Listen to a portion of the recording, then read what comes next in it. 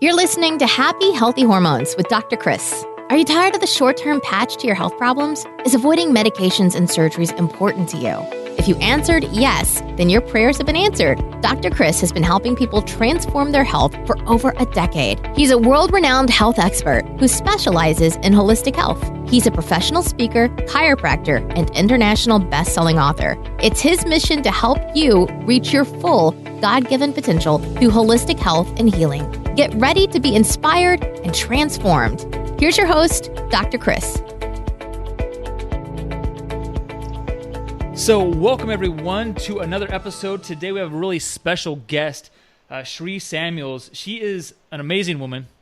So if you are looking for a role model, you want to look to this gal right here because she's the founder of the popular fitspiration blog, Funeral for My Fat, and published author of A Funeral for My Fat, My Journey to Lay 100 Pounds to Rest. She's amazing. She was featured on the cover of People, profiled again in People for the magazine's Half Their Size, The Ultimate Diet Guide, and then has also been featured on Good Morning America, E! News, Extra, and OMG Insider. Sharee is now a school psychologist and lives with her husband in Marysville, Washington, and also competed for Mrs. Washington not too long ago, which we'll get into in a second here. But Sharee, thanks for being on today. Yeah, thank you. I am honored to be here. Great. Well, hey, you know what? We really just want to dive in because I know when people hear this title that I'm going to put on this episode, they're going to be like, what? How did this gal lose over 100 pounds? They're struggling to lose just 1 pound. And I mean, there's so much more to it than just losing weight. I know your real goal is to help people get healthy on the inside, and the weight is just a side effect of what's going on here. But tell me a little bit, tell our viewers a little bit about your story with your struggles with weight, where it kind of started, and what kind of changed in you that led you towards this journey and the journey that led towards you losing over 100 pounds. Yeah, well, to start, I never, when I was growing up, never remember being below 200 pounds. I mean, as far back as I can remember, I'd always been overweight, and it really was hard for me because no one else in my family struggles with their weight. My sister, she's 4 years older than me, is beautiful and thin. My younger brother, was blessed with a teenager boy metabolism. Both my parents were active and fit. Do you hate those people that were blessed with the high metabolism and can do whatever? I do.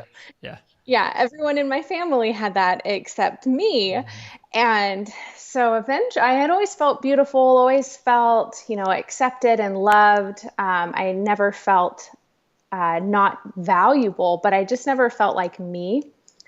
And when I graduated high school is when I hit my ultimate rock bottom and decided that enough was enough. I had tried Weight Watchers, failed, gained back all the weight I had lost and then some. So my rock bottom was 256 pounds. And I remember crying with my mom. I felt so just discouraged. And that's when I'm like, okay, I'm done. I'm 18 years old. I need to take charge of this. And so I did. And it didn't happen overnight. It took 5 years for me to feel like I had reached a goal weight. And then since then, it has just been about staying within a healthy weight range. Absolutely. Now, like you said, when you hit rock bottom for you, and so you mentioned the weight. I mean, you were at your heaviest for you when you hit that, it sounds like. But what were you going through mentally, socially? I mean, were there multiple facets to what made you finally, in your mind, hit rock bottom? Yeah, I mean, for me, being 18, feeling like I was stuck in a body that I wasn't supposed to be in, that I wasn't, I didn't look like I belonged with my family. I have all the support of both of my parents, all the financial means to do all these different programs and be involved in all these gyms, and I was just sabotaging myself. So for me, it was just that realization, like, you're an adult now by society age standards. I need to act like one. So I just made that really mature moment of like, you're not a kid anymore. And this isn't going to get any easier if I don't do something now. So for you, then it sounds like it wasn't that this was this special thing, this resource that you had. It was just this mindset change. And so for you, do you think if you would have had like all the, I mean, it sounds like did you have all these resources of personal trainers, whatever you want, but if you think you would have had those things 5 years earlier, do you think it would have made a difference? I don't think so, because I did have all that. I had a personal trainer. I had multiple gym memberships. I was, a member of Weight Watchers. And, it was, I just wasn't going to change until I decided that I was going to change. That's the truth, right? Yeah. It's crazy. I see so many patients even that they have all the resources, right? They know what to do. Yeah. They know McDonald's bad, salad good. They have the means to maybe have the trainer. And not that you even need a trainer to lose weight, but you know what I mean? They just have all this abundance, but it's not until something clicks inside of them. Yeah. And then they're like, aha. And then you see them like 2 years later and you don't recognize them because they've lost all this weight. And you're like, well, what was it? And they're like, I don't know. I just decided enough was enough. And that's awesome. You made that change. What was the biggest struggle for you throughout that weight loss journey? So I think there are two things. There's like the physical aspect, what I had to do on the outside to make the change, and then the inward part. So the outside was really understanding food was the hardest thing for me. What worked for me was going vegan. It's been 10 years since I've gone vegan and I love it, changed my life, but that doesn't work for everybody. I would never tell someone to go vegan for the sole purpose of losing weight. That's just a way of eating that kept me healthy. Yeah. And then the internal part that was the hardest was understanding it's not going to happen overnight. I didn't get to be 256 pounds in 2 weeks. Mm-hmm. So I'm not going to lose 120 pounds in 2 weeks. Like I said, it took me 5 years, and that can be really scary for a lot of people. And for me, I just had to accept it's going to take time, but as long as I'm moving in the right direction, that's what matters. Absolutely. Now I know for you took 5 years to do that, which is great. And some people might think like, well, I want to do it in a year, or I want to do it in 2 years. Did you have that goal from the beginning? Like, okay, you're like, okay, in 5 years, I want to be 100 pounds lighter, or what was your goal process going through that? I'm assuming it just didn't happen. Yeah, no, I didn't set out to take that long to lose it. Ultimately, I think just life happens, and I got comfortable at certain weight points, and whether it be I stopped being as dedicated as I needed to be. All through that time, I was in college, I was studying abroad. I had all these big life changes that I was going through, and my weight just kept slowly coming off. And eventually I looked back and I'm like, oh my gosh, I had lost all that weight. Like I didn't even notice it really, because like the time's going to pass anyways. So I just kept staying consistent, but I did not set out to take 5 years to lose it. Well, I think that's so important for people to understand is everyone's journey is different, right? Yeah. And so, for one person, they might be able to do it in 8 months. And then one person that might take 10 years. But the fact that I love about what you did is you were just consistent. You had a plan, you did it. You weren't perfect all the time, which is just human because none of us are perfect, right? Like they think like, oh, Sharee, she lost 100 pounds. She must be perfect at her nutrition and this and always works out. Yeah, right. And it's like, it's cool because one thing I love about you, and I know this is one of the key reasons why you lost the weight you did, is that you're okay with making yourself uncomfortable and pushing yourself a little bit further. Like this year, I think for you this might be just an average year for you. I'm not sure. I haven't known you your whole life, but I mean, you did some pretty amazing things that have really stretched your personality, your comfort levels, your everything from the half marathon that you did. That was pretty awesome. So like, what was your reasoning behind doing that? Because I don't even want to run more than 100 yards at a time. You did 13 miles.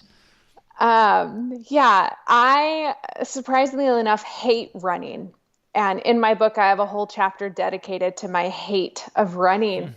And for me, it was that mental, like, you got to do something you don't like just because of that discipline it takes to get you there. Mm-hmm.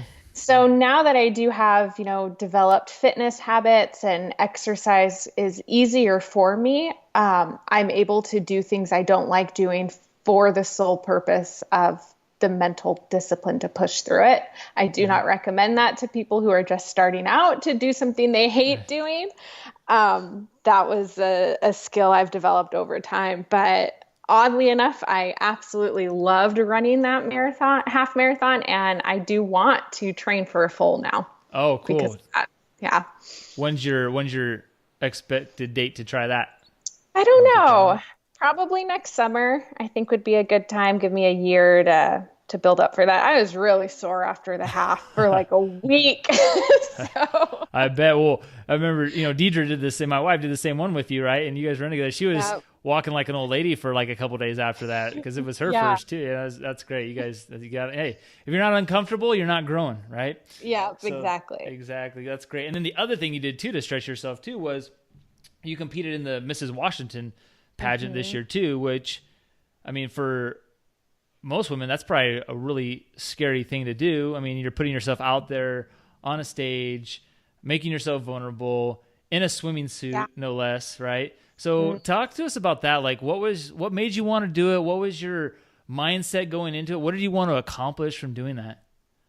Yeah, so I had been doing bikini competitions for the past 3 years, and I absolutely loved it. But it's a very vanity sport, which is fine, and I enjoyed it. But the sole purpose was how well you look from the shoulders down, low body fat percent. So every time I was prepping for a show, I was still sharing my weight loss story.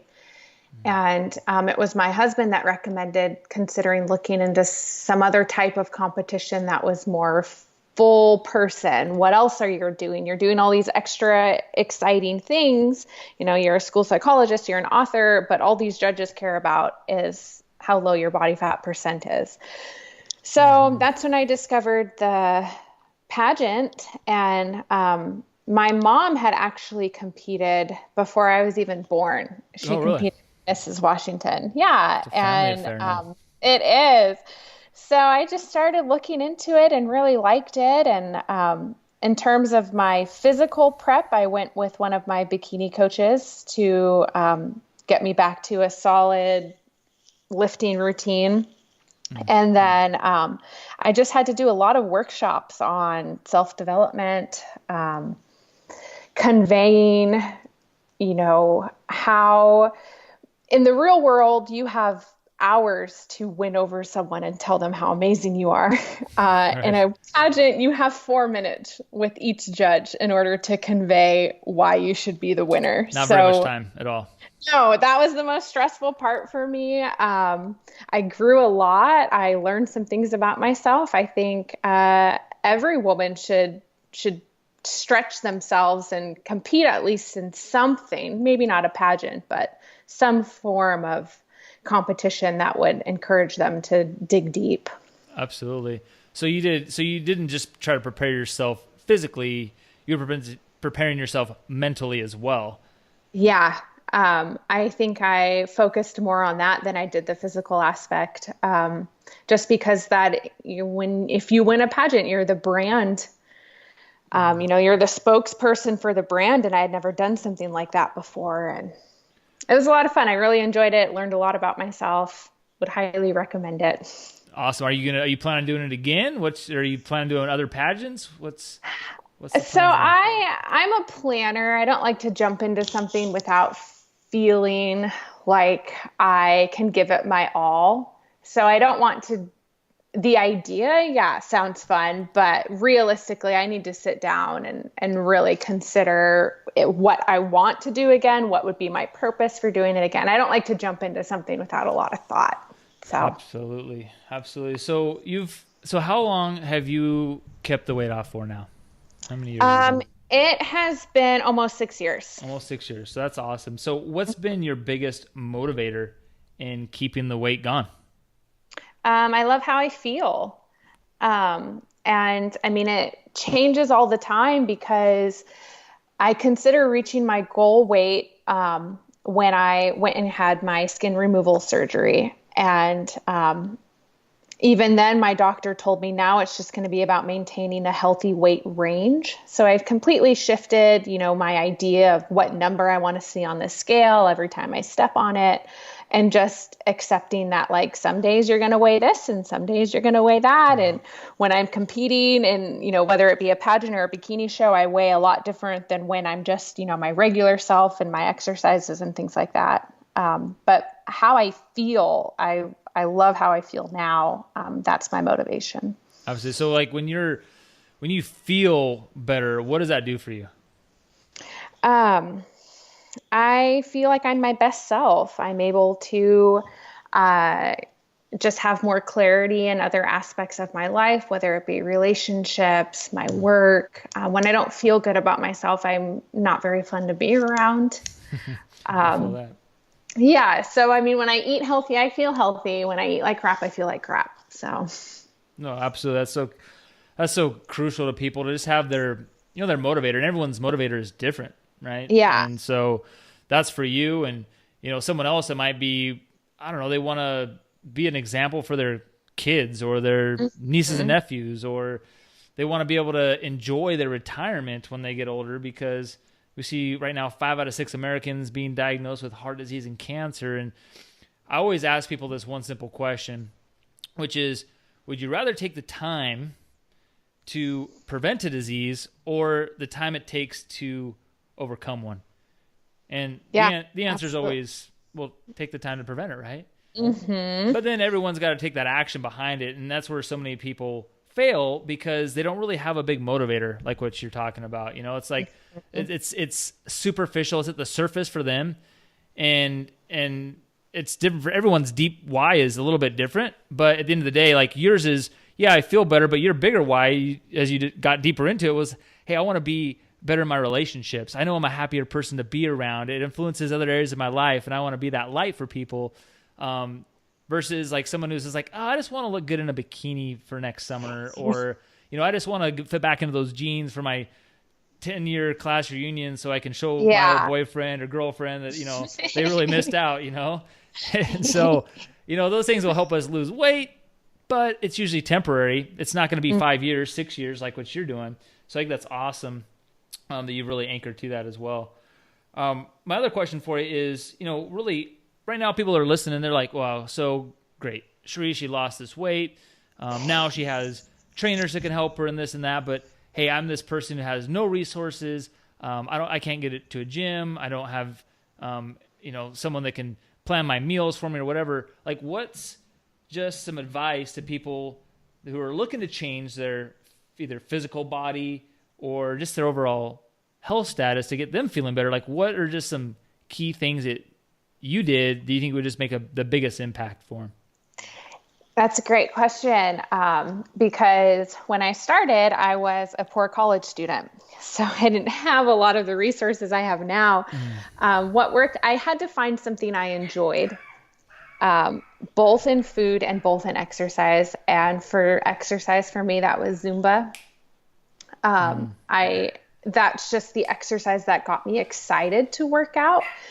So I think it's important for people to find something that they are excited to do for a form of fitness. So whether it be walking or jogging, the elliptical, different group fitness classes, find a blogger online that posts workouts that you like. There are tons of fitness individuals that post their workouts for free. So find someone who you like and follow them. And then do the same for food. Find a type of eating that addresses your problem area. So understanding, I eat a lot of fast food. Okay, so what's a form of lifestyle way to eat that would limit my fast food, but then also speaks to you? So I wasn't a huge fan of meat and dairy. It was easy for me to cut someone whose sole purpose is bacon. Like, I don't think going vegan, they would get a sense of fulfillment. So those are my tips. Understanding who you are, and then just finding the healthy version of that. No, that's awesome. And that would be me. I would be the bacon person. Yeah. I'm a carnivore. I couldn't do it. But yeah, it's like, I love that there's so many ways that you can lose weight. You can be the person that goes vegan like yourself, loses weight, do it the healthy way. It works great. They're going to be a person that can still have their meat and do it too. Or, it's just, people will try to get too complicated sometimes. And at the end of the day, there's just some simple God-given principles that are put on this earth that allow us to reach our fullest potential through our health. And, it's like, hey, put natural things into our body, things that God put on this earth, right? Try to stay away from the man-made stuff, just, having that action plan. So I think those are awesome tips you gave us for sure. And I think everyone could just benefit from just applying even just one of those. They'd probably make some kind of change, some kind of gain or loss, however you want to look at it, right? Right, in their life for sure. So now one question I always ask all my guests, which I think is a key question because everyone's response is a little bit different, which is, what does reaching your fullest potential mean to you? For me, that means living the life that I feel God intended me to live. I'm using my gifts to... Sorry, my phone's going off. It's all right, no worries. You're a popular woman. I thought I put it on silent. How embarrassing. That I'm using the gifts that God gave me to change my life and then change the lives around me. I think that it's important for people to understand what their gifts are, what they're good at, what their talents are, and they can find a purpose in sharing those with other people. And for me, that's been sharing my weight loss journey, how I overcame those struggles because I didn't have someone like me when I was losing weight. And I want to be that person for someone who is feeling the exact same way I felt at my rock bottom. No, that's great. I love it. That's amazing. And so how are some ways that people can get resources from you? Maybe like listen to your journey, maybe get your book. How can they find you or follow you? Yeah, so I have my author website, ShareeSamuels.com. That's where you can purchase my book straight from the publisher, or you can find it at, Walmart, Barnes & Noble, it's on Amazon, Target, all those places. Nice. I do have a YouTube channel. I don't update it as much because I just am busy, but I do have a YouTube channel. Funeral for My Fat is my username. I am very active on Instagram. That's where I post my day-to-day stuff, fitness and non-fitness alike. I recently just got back from Hawaii, so I have some vacation pictures up there. Nice. I do have a Facebook page, Funeral for My Fat. And then my blog, where it all started, is afuneralformyfat.com. And that's through Tumblr. And people can go back and see how it all started. It's awesome. I mean, it's an amazing journey, and I definitely encourage you guys to go out there and read Sharee's book and understand her process and her journey, because it just might be that thing that clicks for you. You might hear me talk about certain things that we help our patients with and losing weight and everything else, but it might not connect with you for some reason, or it might not click with you. And Sharee's journey might just be that thing that clicks for you, and it's the final pillar that's going to help you to stand on a solid foundation and start to make these changes and lose the weight and feel great, just like Sharee was talking about, so you can be your fullest person. You can reach your fullest God-given potentials. And so that's awesome. So Sharee, now looking forward here, we got just a few seconds left. I mean, what's your outlook here? 5, let's say 10 years from now, where do you want to be influencing people? 10 years from now, I plan on having kids, having a family, and I would like to take that next chapter of being healthy and being active as a mom. That's something I have never done. So I would like to have that challenge and see how I'm going to handle it, and then inspire other people to be healthy and active as a mom. Absolutely. The ultimate role model right there. Well, I know you will crush it. So awesome. Well, hey, thanks for being on, Sharee. We appreciate you. You're an inspiration to everyone. So thank you, and we will see you next time. Thank you. Thanks for listening, and we hope you enjoyed today's episode. Please help more people in reaching their fullest potential and rate, review, and subscribe to this podcast. For show notes and other free resources we mentioned today, go to newedgewellness.com.